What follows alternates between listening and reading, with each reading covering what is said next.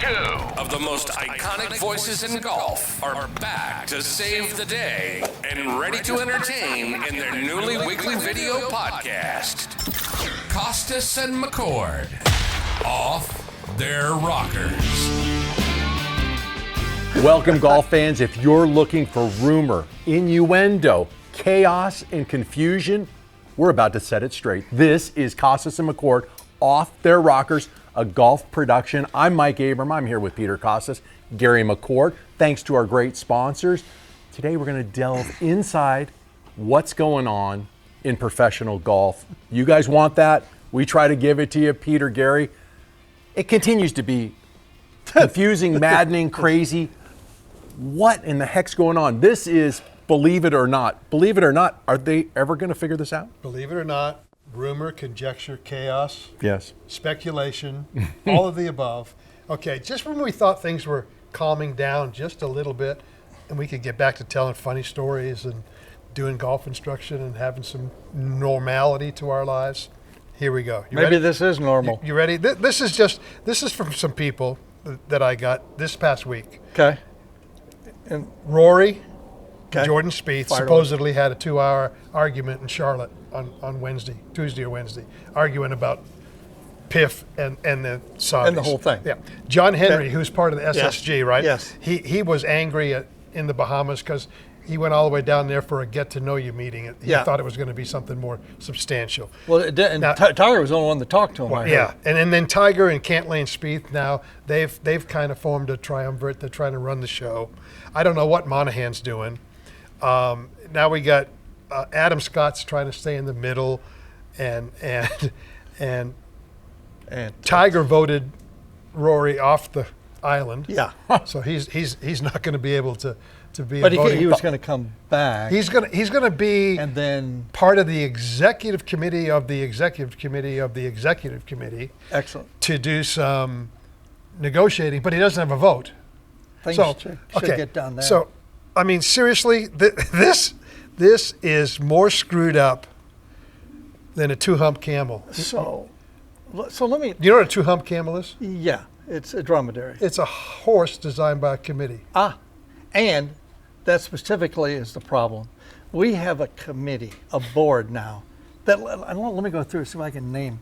So we have 4 independent directors, of which one quit, Randall Stevenson. Mm-hmm. He quit early in the year. They replaced it with somebody on the PGA of America.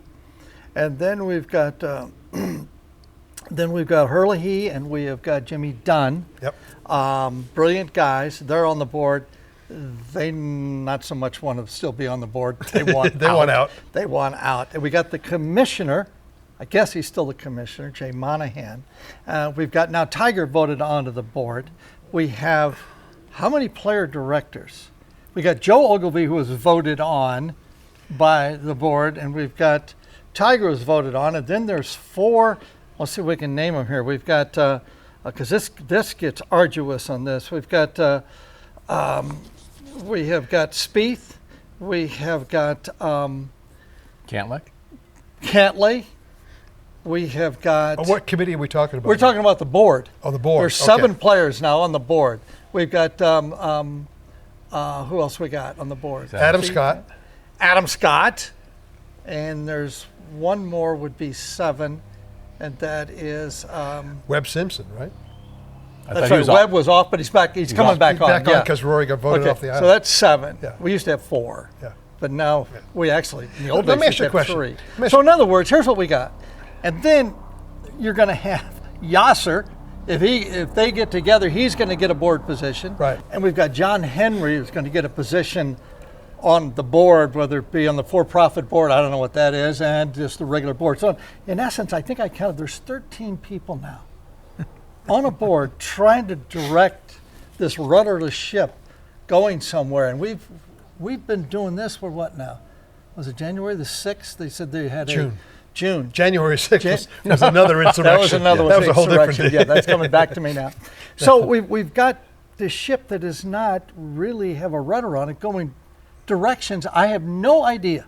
None. But the one thing we do know, nothing is getting done. Nothing. And the last I heard, Tiger was the one going to go, negotiate by himself with LIV, and he was going to tag along 2 guys, Rory now, and who else did we have on that board? It was a subcommittee of the board. That's Tiger, John Henry, Jay Monahan, Joe Ogilvy, right? I thought it was a three-man contingent going to go negotiate right now. It's more than that. But Rory's going to go, but he doesn't have a vote, right? But let me ask you a question. How many years were you on tour? I was on tour from 1974 to basically 1991. I'll ask you again. How many years were you on tour? I don't want to do the math. Oh, on that, I don't know. Whatever the math is. 25. 25. Would you agree with 27. my philosophy that to be a very good player, you have to be selfish? Yes. You have to take care of you, Yes. right? Yes. Everything you do has to revolve around you, your game, what you do. Yes. Right. Now they're going to take all these players who have spent a lifetime being selfish. Not in a bad way necessarily. Right. But that's their mindset. That you have to be, yes. Mm-hmm. And now they're going to ask them to do something unselfish Yes. for the good of the game. Yes. Do you see Tiger doing something that's not going to directly benefit Tiger? Do you see Tiger doing something? I mean, he's got to justify the $100 million he's being Got paid. 100. He got Right? 100. So you got to justify that. But do you see all of these guys all of a sudden being benevolent dictators of golf and for the good of the game? I don't, and honestly, I don't see any one of these guys being smart enough to direct a huge business like this in a direction that's going to be beneficial for everybody. There's not one person out there on the tour that can do that because of just what you said. They have so many outside interests. They have got to play. They have got to pay attention to their family. And oh, by the way, I've got to try to run this ship. That's not going to happen. They have never run ships before. Yeah. You've got to get somebody in there that has some kind of business acumen that has done and dealt with these giant franchises like the NFL and the Major League Baseball, which Hence is SSG. Which is, somebody in that group has got to run this forsaken ship and go, come on, let's go this way. Okay, now let's go back again. Have you ever seen a pretty good tour player who didn't have a big ego?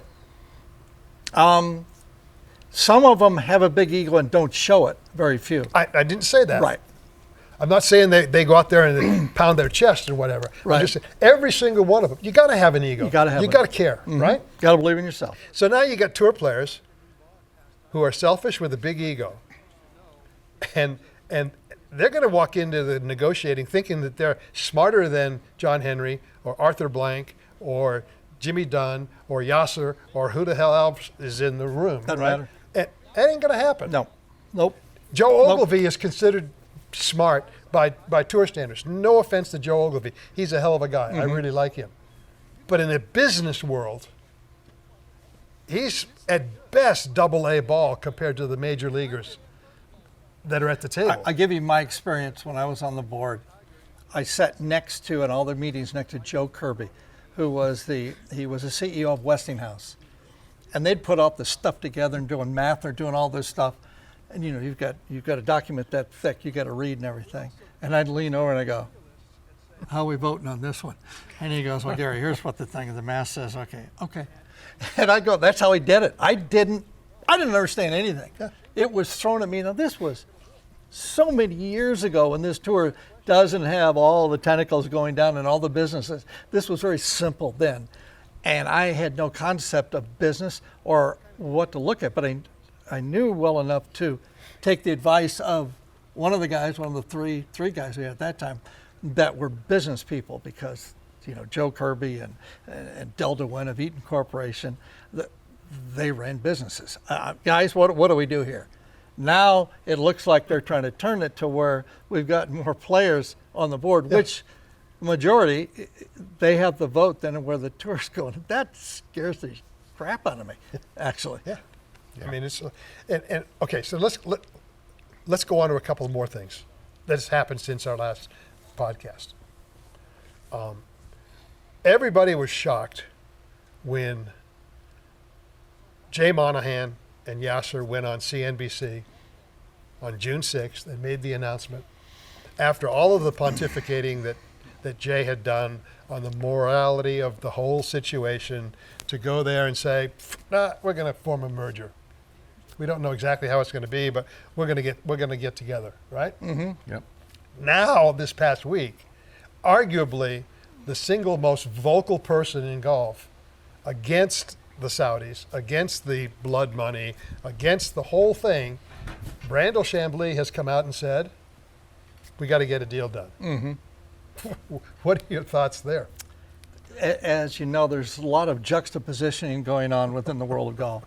And I think, like all of us, Brandel is just resigned the fact that we need to do something.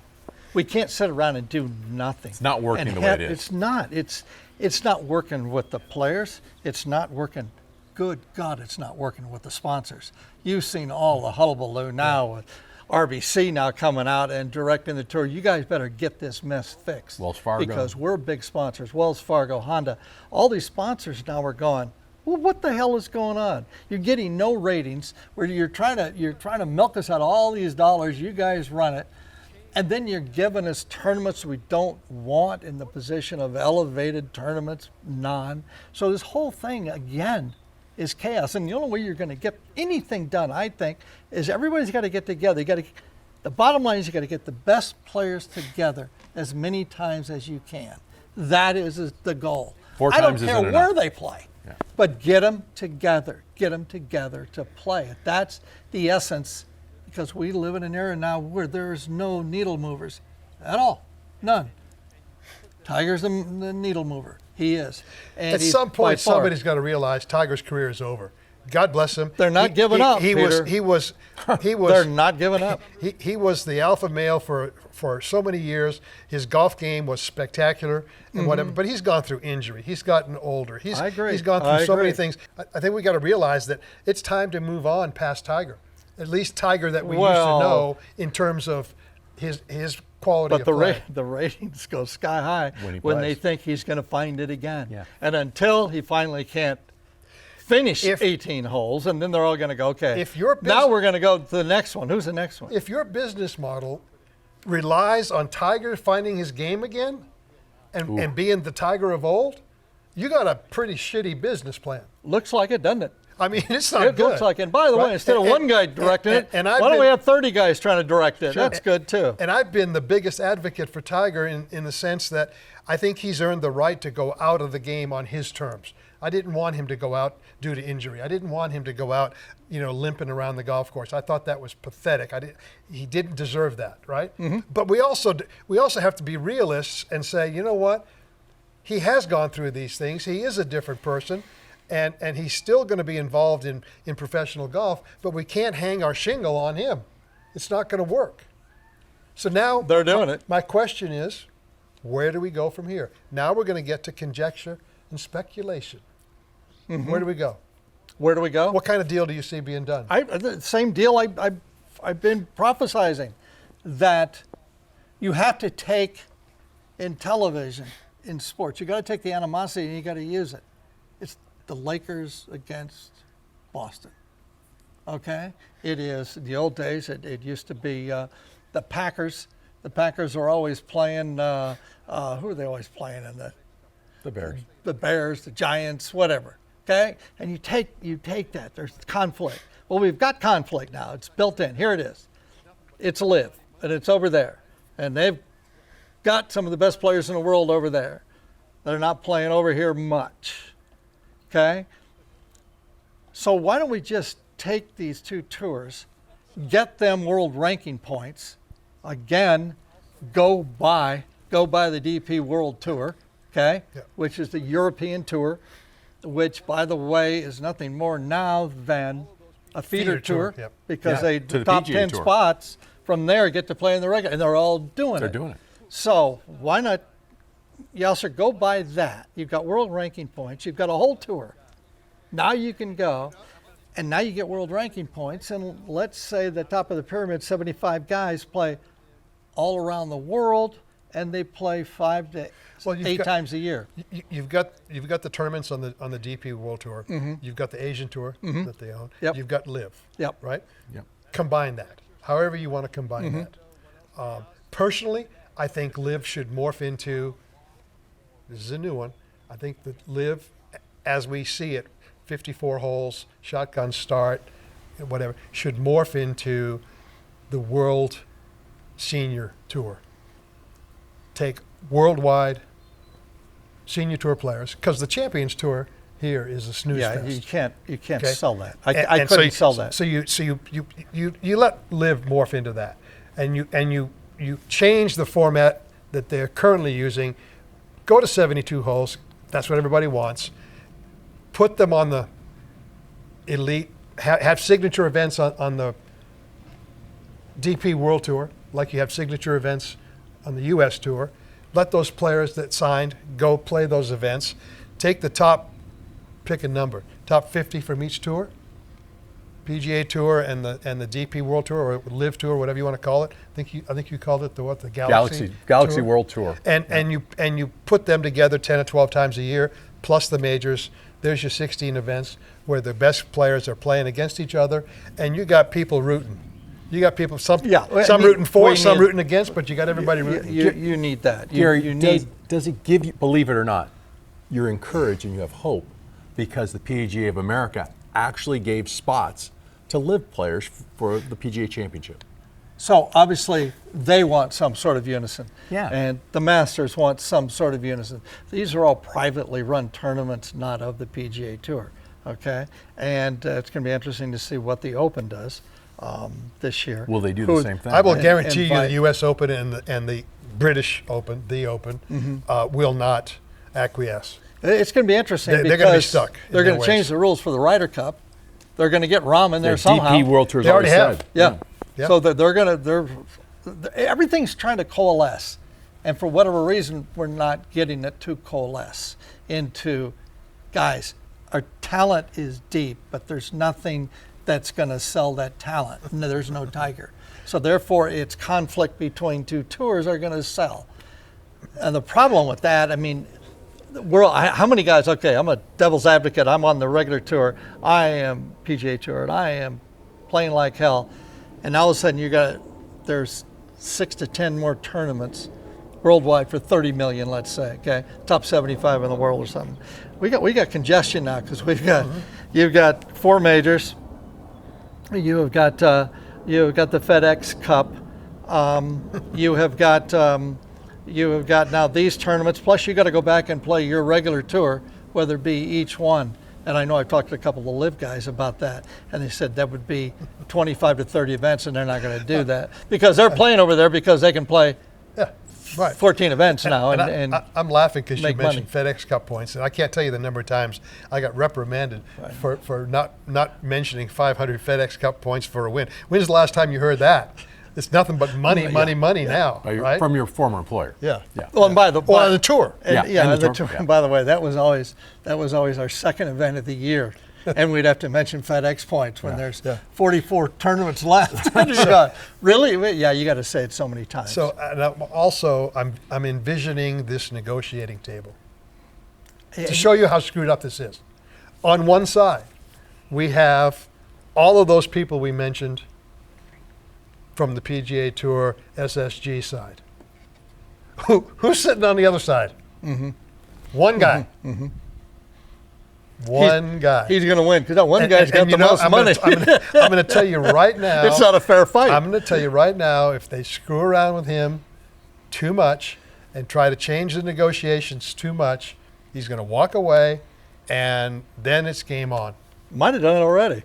Could have. Might have done it already. That's our conjecture, speculation, innuendo. What else? Chaos. For today. We'll be back soon Tomorrow with a could be lot different. more rumor, innuendo, conjecture, chaos right here on Kostis and McCord Off Their Rockers.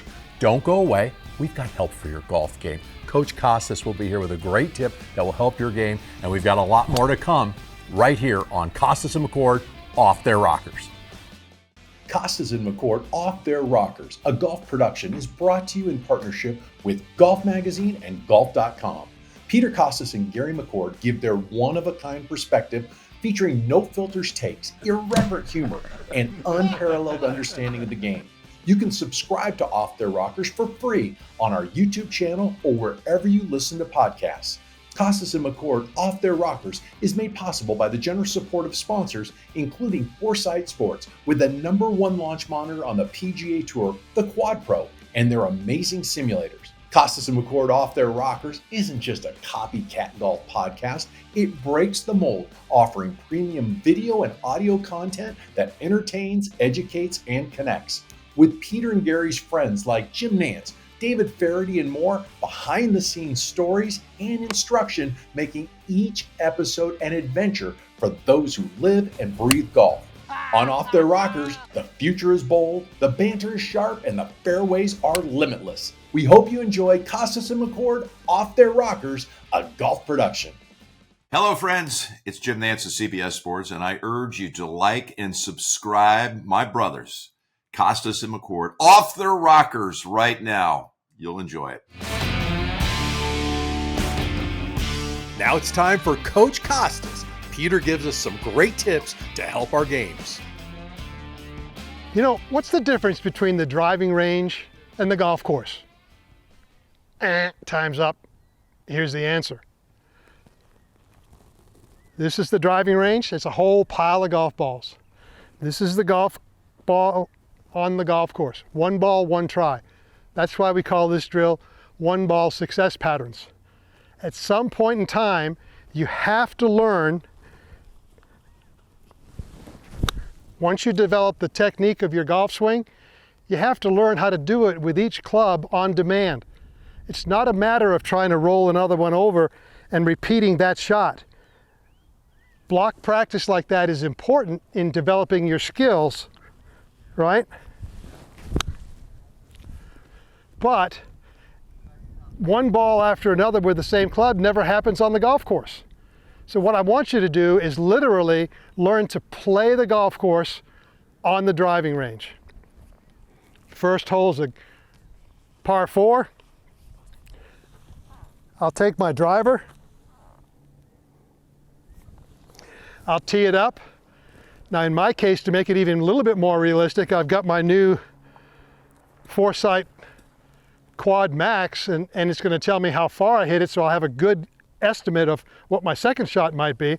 But I'm going to go ahead and set up, go through my routine. All right, here I am on the first tee.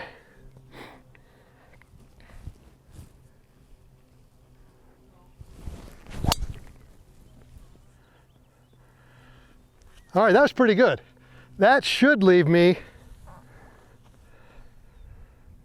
that's going to leave me 155 yards in. So for me, that's an 8-iron. So now I'm going to take the 8-iron out of my bag, roll the ball over. I'll give myself a good lie because I hit my tee shot in the fairway. I'm not just going to hit the 8-iron. I'm going to go through my whole routine. I'm going to take my practice swings, whatever I do normally on the golf course, get a sense of my rhythm, get a sense of my timing, pick my target, go through my setup routine.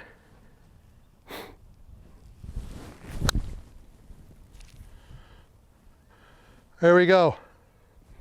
Very good, a green in regulation. So practice playing your golf course on the driving range.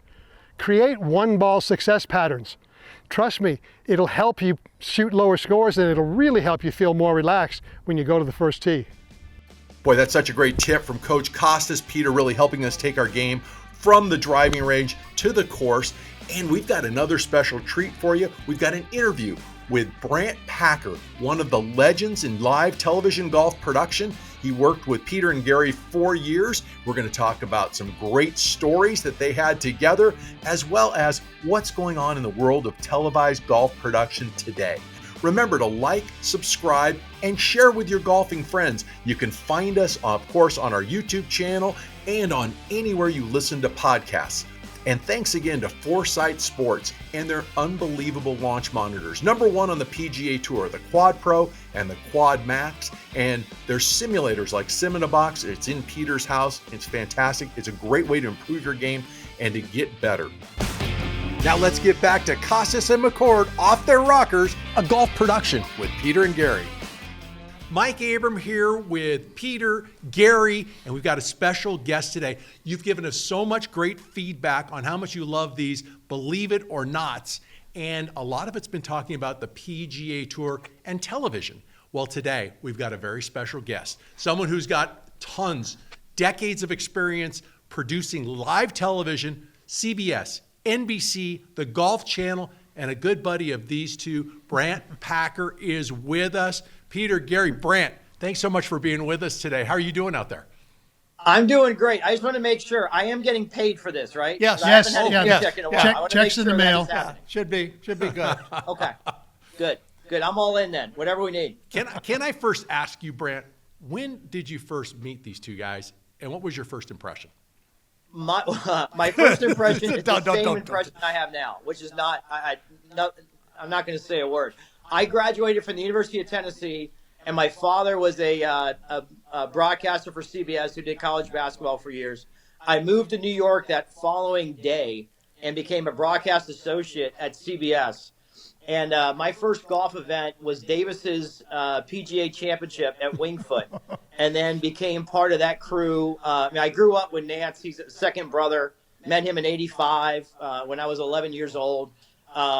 And then got to know those two guys because we all had very warped personalities and senses of humor and thought the same, which is not a good sign as I've gotten older and realized that. So, but in all seriousness, two of my favorite people on the planet who I don't get to see enough and I miss.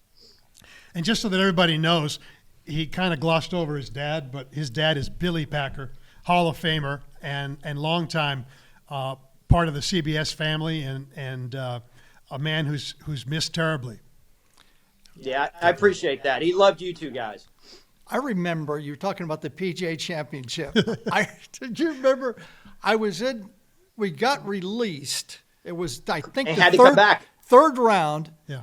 And I'm in the shower because we're done and it's canceled and everything. And I'm in the shower and the phone keeps ringing. Yep. And I get out and I look and it says, CBS, get your ass over here now. We're on the air in 10 minutes. Remember that? Right. That was just chaos that week. They had canceled. They had canceled the round for the day, and so we went back and we were getting ready to go out to dinner and whatnot. Then all of a sudden, out of nowhere, they canceled the cancel. And you can't cancel a cancel. Yeah, they just did. Yeah, you can't. You can't do that. Yep. So that's exactly right. I know we have talked a lot about the future and what we all perceive as being the future for golf at this particular contentious time in our golfing careers. And it's really interesting to try to predict the future, and literally you can't. There's no information, there's no nothing. But one of the big questions is television. Obviously, you are very versed in television. Where are we going? Why are why are there so many commercials?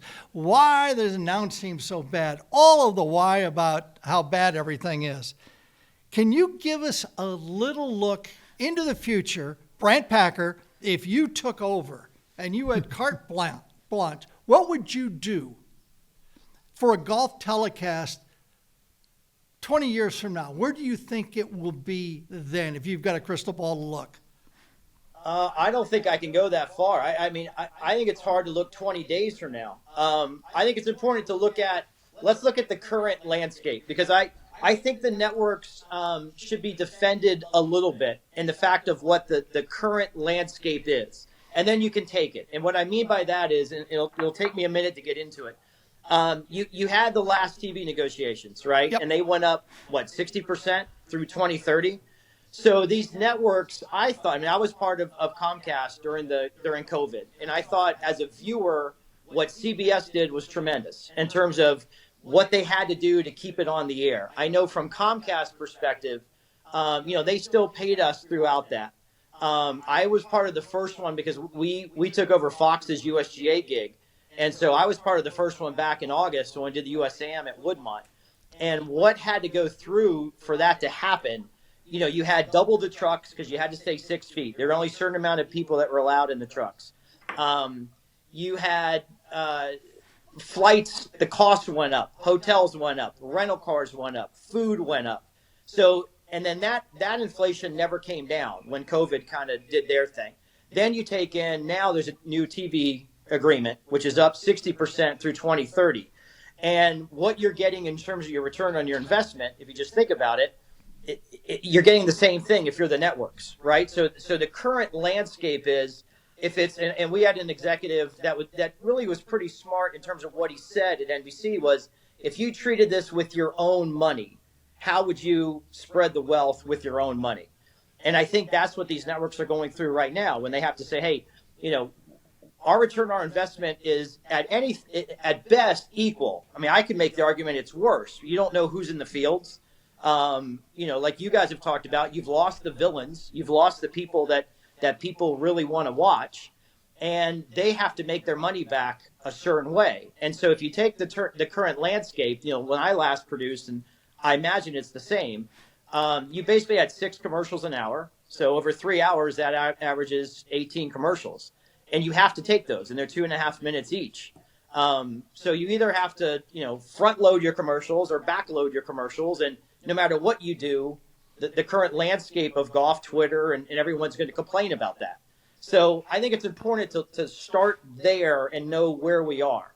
I think moving forward, there has to be creative ways to advertise this. If the number one gripe has to do with commercials, I think you have to look at it differently and say, okay, how do we keep the sponsors intact and they're getting their big return on their investment?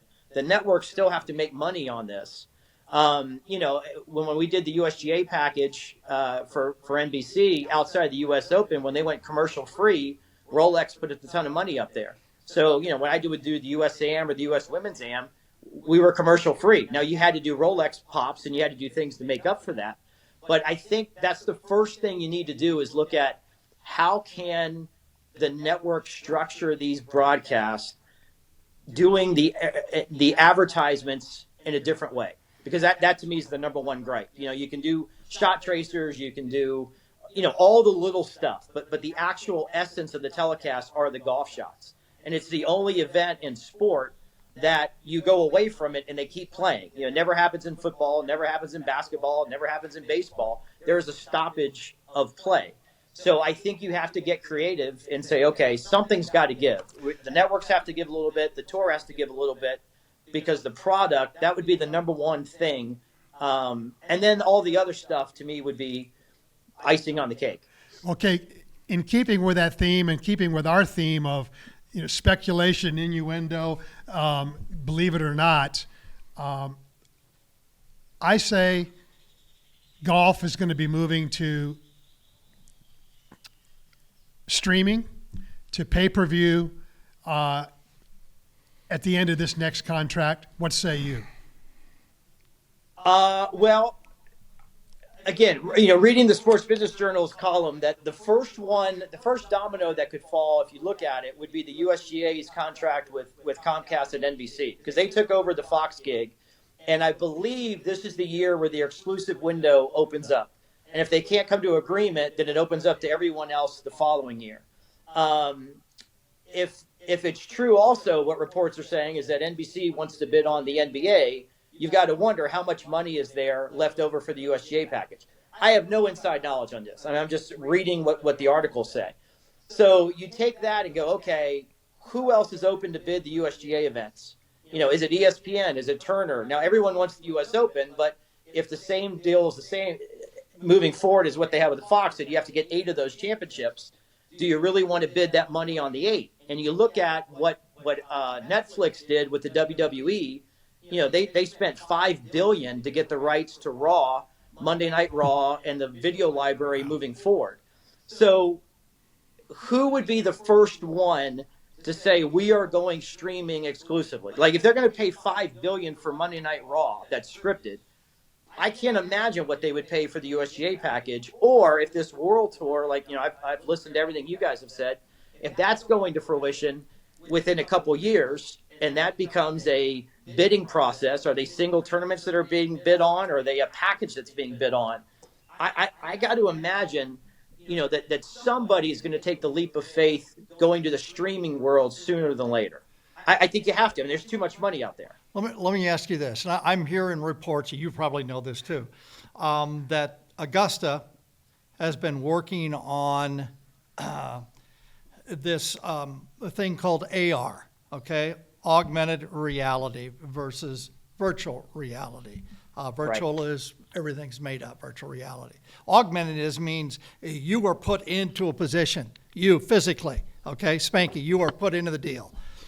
They have been working on this in 2019. Basically what you would do, what I'm hearing is you get the app from the Masters and you take now, because this thing, the Oculus just came out with Apple Vision, okay? Mm-hmm. You put that thing on, and I'm hearing guys told me what it was like because they looked at it, and that you want to follow Rory McIlroy at Augusta. Literally. You are literally, you're on the tee with him as they're choosing a club, looking in his bag. You during the live telecast, and then he hits it, and then you walk over the bridge, and now you're sitting there with him as they're looking at the putt. You're looking at it too, as basically a patron, right? That's what you call them. I got fired a long time ago. Patron, they were just people in the gallery. And then you follow them the whole way around, and it's a pay-per-view that way. Now you got my attention. If all of that's true, and as you know, the tour just put in 2 acres of high-tech new technology, and I think they're going to do the same thing. Have you heard that? Yeah. Well, in terms of their new, the building opens in 25, if that's what you're referring to. Yes. Yeah. But again, I don't disagree with you, but I think, what comes first? I think that would be a extension of a package that's already out there. That wouldn't be the actual package of how do I see and sit back and watch the leaders on 12 and this person's making a run on 17. That would be something that I could buy on top of what I'm getting. Mm-hmm. And that might happen. But I to me, it's more fascinating to know, like Peter said, the streaming service and who gets that first, because now all of a sudden, again, I don't know the technology that the tour has. I don't know any of that stuff. But if you're dealing with Apple and they get the rights to the USGA, again, I keep saying whatever, X. Yeah. It seems to me they would be the ones that say, oh, by the way, here's what else we have that's a lot easier to get when we can, supplant the devices you have to buy to put on and the goggles and all that stuff. If it's also part of the Apple package or Amazon, hey, when you get your subscription, we send you, Amazon Prime when you get those goggles. I mean, it's going to be that sort of thing that goes on top of and is done right, rather than, okay, one entity has this. Like for example, I thought the tour was really smart when they diversified and said, okay, Peacock, you're not going to get the streaming rights. We're going to give that to ESPN. So then they kept CBS, they kept NBC. Now ESPN was on board. Augusta did the same thing. ESPN early round, NBC got Augusta National Women's Amateur, Golf Channel got Drive Chip Putt, and CBS came the same. So to me, it's going to be interesting to see, does a streaming service take the rights of something? Is it the LPGA? I don't know. They went in with the PGA Tour and the last TV rights. And you can argue, did they get what they needed? We just had the issue last week where people complaining that they couldn't watch Nelly Corda live because it was moved up and the Champions Tour was already playing. So one of these tours, I think, or organizations are going to hit the streaming service before that contract comes up with the PGA Tour in 30. But I think it's bigger than just golf, though. I think in the battle of the streamers versus the broadcast networks, live sports is gold. It's the one thing that you can't fix. It's the one thing you can't script, right? And so I think you're going to see NFL, NBA, Major League Baseball, golf, hockey. I think you're going to see a huge battle between the streaming services and the broadcast networks. And near as I can see, the streaming services have the money to do it as opposed to the networks. All right, back to CBS stories. I vaguely remember one with you, me, Gary, and one David Faraday in a car in L.A. Yep. We were summoned to the Grand Poobah's house, Les Moonves. Yep. You were driving.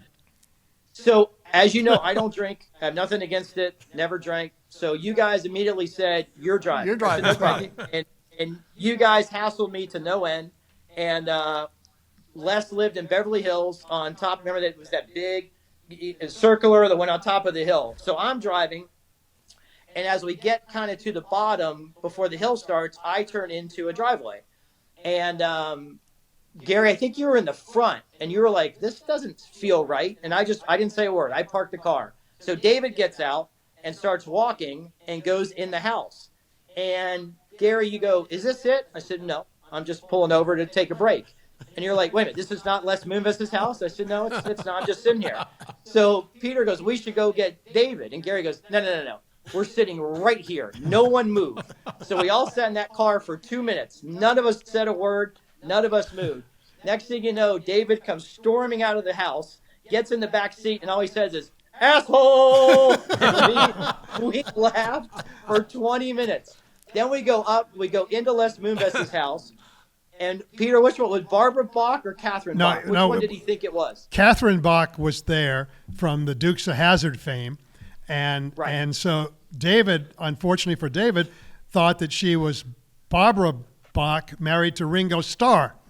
And so he said, oh, how's Ringo? And she goes, that's not me. That's a different Bach. And David goes, whatever. Remember, he turned to us and he goes, I am having a rough night. This is not going well. So I don't know if we can repeat how the night ended, but that was an all-timer watching him. And there's no telling. Those poor people are in their house, probably at dinner, and David's walking in, sitting down to him, talking to him. And when it went off in his head that this is not the house, it had to be an all-timer inside of his head. And then that was back in the days before David stopped drinking, and he clearly did a significant amount of that night, and he was not happy. He didn't want to be there. He wanted to get the hell out. So we're finally leaving, and he walks outside and he says, you know what I think of this place? And he lays down on the ground, spreads his feet apart, and lights a fart on fire with a lighter. In Les Moonves' basic driveway. In his front walkway, going to the driveway, right? And right up there is a security camera, which I'm sure they've got it someplace, archived now. And that was those were the days. David, you better take a look over your shoulder. And then we get called into Lance's office the next day, and Lance and we're all sitting there, and Lance goes, may I just have a show of hands if this happened, true or false? And I know it's false. Did anybody light farts going down Les Moonves' house? And none of us said a word. He goes, I didn't think so. And then David goes, yeah, that's true. And poor Lance is just sitting there.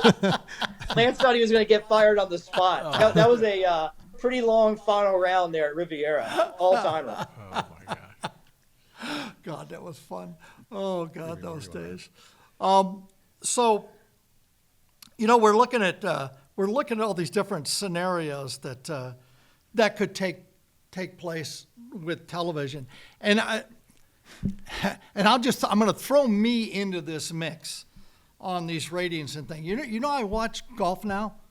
I watch it on YouTube, and it's about 8.5 to 9 minutes, and it's the ending of the show, and they just put together the best shots and show. Yeah. And it's simple, and it lasts 9 minutes. It's the same thing that LIV does. After they're off the air, you can go watch the highlights of round 1, 2, 3, whatever you want. Right. It's a 20-minute capsule of what went on. Yeah. And that's the fast food service mentality now, where I want something now, quick. I don't want to watch 4 hours of it. I don't know.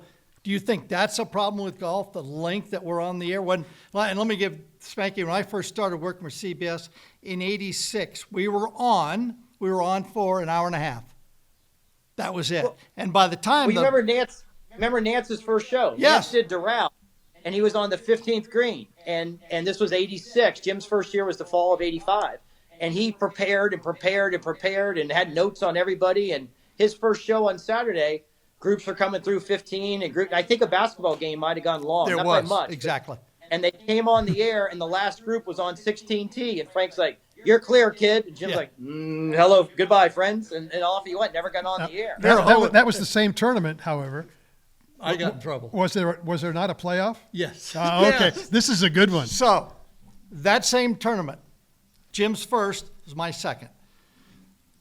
Jim's on 15, and I hear, and Frank Chirkanian, the guy that started all this, goes, damn, we're basketball.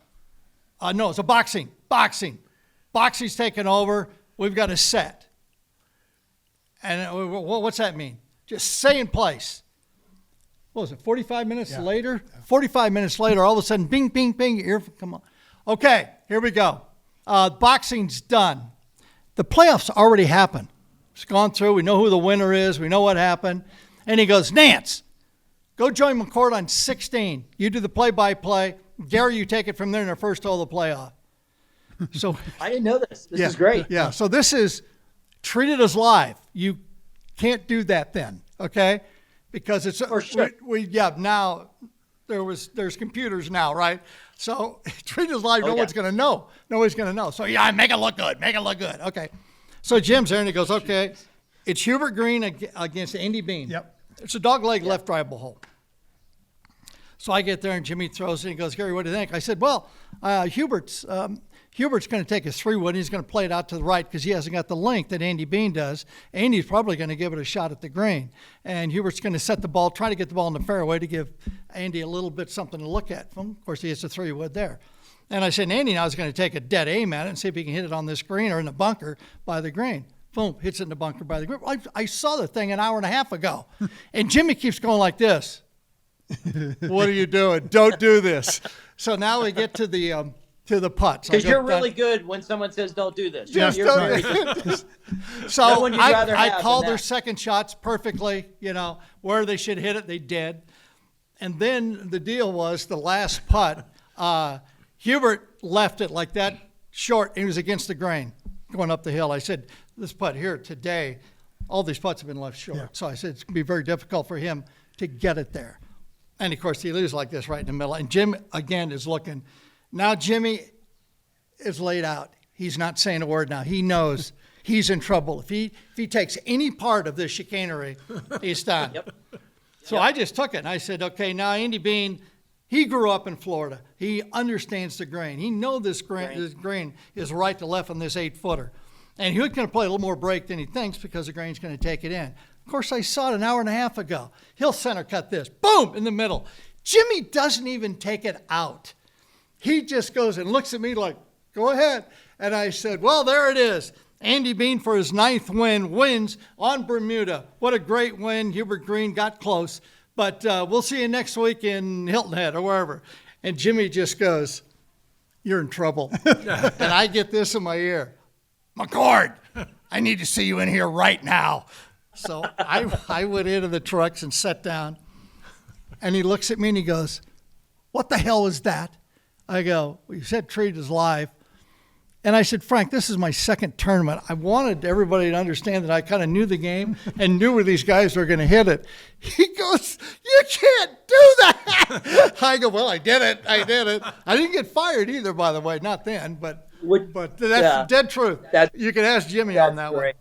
And there are a fair number of current announcers who clearly watched that show. And are replicating that today. It's called On Tape. Yeah, On Tape. Oh, my goodness. Okay. Well, Brandt, thank you so much for being with us. We appreciate you putting a little bit of illumination on what's going on in golf TV right now and what's going to happen. We look forward to being involved and seeing you in person very soon. And thanks again. We'll look for you. Where's your next gig? Where are you going to be producing? I've got a lot of other events going on. I am no longer in the producing world, which has been fun for me to get involved. The guys know what the stuff that I'm involved with, and it's been a fun time in terms of the business aspect of golf and the golfing world. So it's an exciting time for me. Thanks so much for watching Kostis and McCord Off Their Rockers, a golf production. Remember, like, subscribe, and share it with your golf friends. don't miss an episode. Click that notification bell right below and you'll get notified whenever we have a new episode up. It's Kostis and McCord Off Their Rockers is going to be bringing you some more great guests and, of course, great tips from Coach Kostis. And we're going to be giving you a little insight on what happens behind the scenes and what's going on in the world of golf every week here on Kostis and McCord Off Their Rockers. We'll be back with another episode of Kostis and McCord Off Their Rockers very soon. Thanks for watching.